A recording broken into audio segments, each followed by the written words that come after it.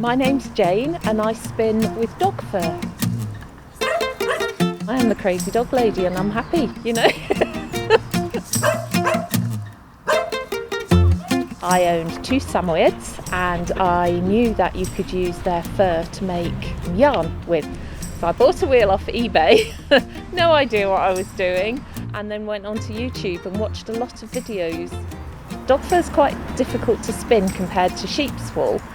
I wasn't really getting on very well, and then furlough came along. I had the crazy idea to try and spin 100 different Samoyeds in 100 days. So I went onto the Samoyed site and asked whether people would like to send me fur from their dogs.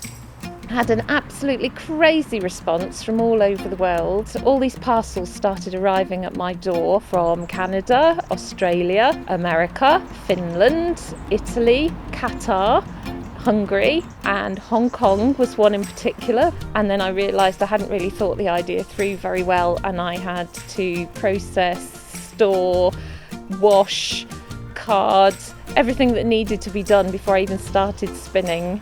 And I actually managed to spin, I think it was 114 in the end. Got invitations to go all over the world. And I'd like to go and meet some of those people, do some of their favourite walks with their dogs, and maybe do a podcast or a book. I did archaeology at university, so I'm quite into my history. It connects you to the past and the rhythm of actually spinning. It's a natural mindfulness, and then you've got something beautiful at the end of it. You do get people that go, ooh, ooh, how could you wear the dog? You couldn't do that commercially, but it's something that is very sustainable, is given up lovingly and naturally, and can be useful. I go to dog shows with friends, and since I've been doing the spinning, I've been kind of recognised as a minor celebrity, which is quite funny. I think it has changed my life actually. It's given me a lot of confidence. I've had chance to experience things that I never expected to. This morning got hold of the story and I went down with one of the dogs to meet Holly and Phil. This is Phaedra who's barking, sneezing. Talk about pulling focus. She's really embarrassing me. Oh, she's gorgeous. I didn't really have the confidence to do it, but I just thought this is a once-in-a-lifetime opportunity. So I just said, yes, let's do it. You have to do these things, and I think that's something the pandemic's really shown me. So bring it on. My name's Aidan and I'm in remission from cancer. Last March, I was out with my friend sledging and then I fell and hurt my back and it was like all bruised and stuff, but I never really thought much of it until I started getting a really sore back. My legs kind of just went a bit weird, and that's when I just kind of went into the hospital to get seen to. I was just standing up and then I just like dropped, like my knees just kind of went away. The A&E doctors, they were like confused about why my back was sore and why my legs weren't actually working. After the bloods got taken out, my consultant from the cancer ward came and he told me that it could be leukemia. When I found out it was cancer, I was like, oh nah, like, this can't really be real. They said that I might not actually walk again. That probably hit me the hardest, like, and it really quite upset me more than like the cancer thing, just because like, I had cancer and then like I had that on top of it as well, so it was pretty hard. I had 4 blocks of chemo over 6 months. Right, so bringing your feet together, like you're putting your big toes together and then letting them flop out again.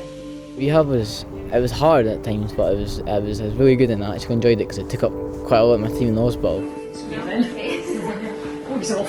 Oh, he's up straight away. Well done. Up, push it. Just thinking about being able to get up and walk again, like, did kind of like drive me to do more and more. Last few steps. Okay, you want to keep going or do you want to rest? Oh, it's up to you. You want to roll? You want to roll? Okay, we'll go up this way to the left and towards down. When I got diagnosed, Callum Beattie and his manager Dave like reached out to me, and I think he must have already had a song written called Warrior. He dedicated it to me. It was nice, and he got like GoFundMe started to raise money to help us out and stuff. So everything he's done really has helped, and his manager Dave as well. They've been great.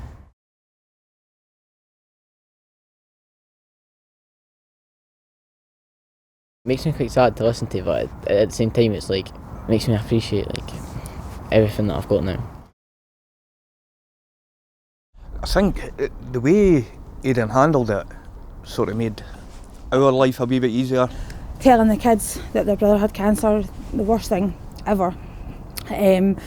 But trying to like be still a mum and to the other kids, and then obviously Aidan is my main priority. It was just really difficult, but Aidan, I've said it all the time, he made it so easy.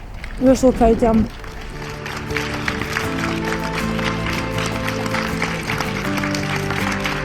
Got discharged in December after 9 long months. It was quite exciting to get finally fully discharged rather than just like weekend passes. It was quite emotional, yeah. This year I'm like excited about not being in hospital and just getting out with my friends and hopefully getting to the football and stuff like that and watching my old rugby team play away.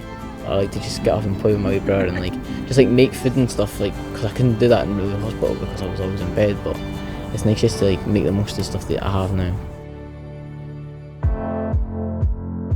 I'm Michael. I'm the founder of Wellbeings Coffee, a social enterprise that raises funds for mental health awareness. When I was at university, I had a really tough time and took a year out. Before I dropped out, I was having regular panic attacks and not really knowing what was actually going on. And it wasn't until I spoke to my GP in Edinburgh, who was diagnosed with a general anxiety disorder. During my time out, maintaining my physical fitness and getting that back, my mental health was better, and I managed to return to university and then ended up graduating. For me, keeping physically fit is so important to my mental health, so I'm always out running, whether it's with my friends or my flatmates. Coffee and running, coffee is the fuel that keeps me going, and then wanted to start a business that I feel could make a difference. Wellbeings Coffee is a social enterprise coffee company. We sell coffee and we raise money for mental health charities and initiatives across the country. We source our coffee direct from farms in Brazil and South America. We then sell that coffee, whether it's online, direct to consumers, or in certain venues. It has been daunting to set up a business in this time, but I think the pandemic also helped me set up the business in the sense that everyone was struggling with their mental health for the last 2 years. Sam H is the main charity that we work with, and they've loved having our support.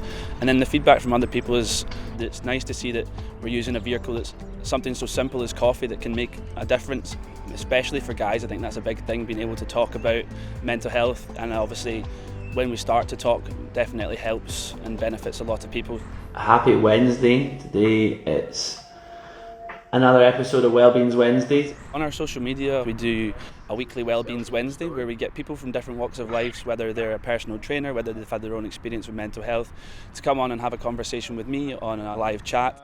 I sort of campaign religiously with mental health predominantly because of the stigma, because of obviously the massive problem we have with men not opening up and talking. By having these conversations, people can relate to that and then they don't feel so isolated. I think particularly a lot of people can see mental health is something that's slightly debilitating, and it can be, but it always shows that there is hope in any story, and you can, if you put time and focus on yourself, there's always light at the end of the tunnel and things can get better.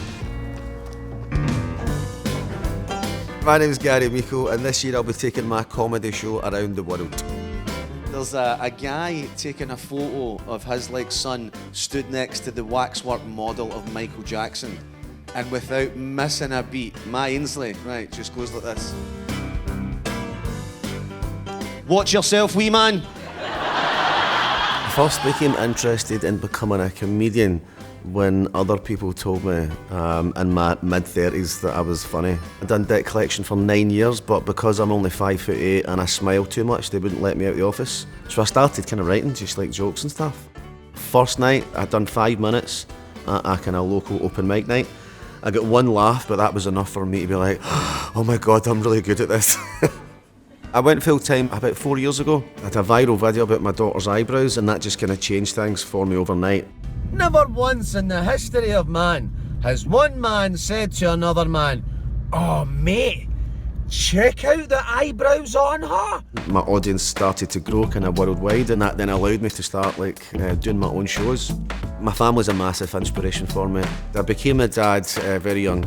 My daughter was conceived in a cupboard at a house party when I was 16 years old, so I had to be responsible from a very young age.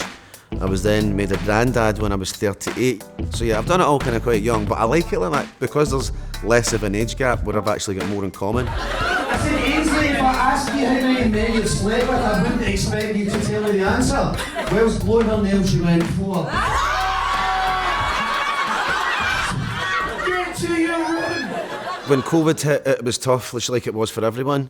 My daughter had to be the breadwinner. She had to go and work full time to kind of basically keep us alive. And I couldn't work at all. But my granddaughter, she's just turned 3 at that point, so it allowed me that period of my granddaughter's life just to be with her non-stop, and I wouldn't change that for anything. I don't know what she's saying half the time, I have to be honest. Can you make sense of this? No one's gonna stop, and we're winning and big and strong. I've definitely missed performing. When I'm on stage, I get the laughter and I kind of get that recognition that I'm liked, and that's something I never had as a kid growing up. Growing up, I was always the new kid in the new school. Like, we moved around a lot, so I was massively bullied before I went into children's homes. So the fact that I've now in later life kind of got this mass exception, it's a kind of like a huge role reversal. I get loads of emails from people telling me that they've got mental health issues, that they've suffered from anxiety. They just thank me, they're thanking me. They're like, you've brought me out my shell, you've made me feel good, you've made me forget, you've cheered me up. That's priceless. Guys, you know what I am talking about, okay? You cannot let them get to the toilet.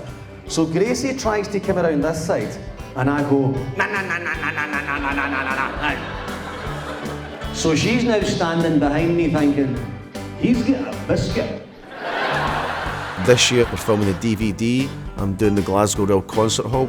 I am going to Europe, Canada, and fingers crossed America. Who knows what else is going to be happening? But yeah, it's exciting.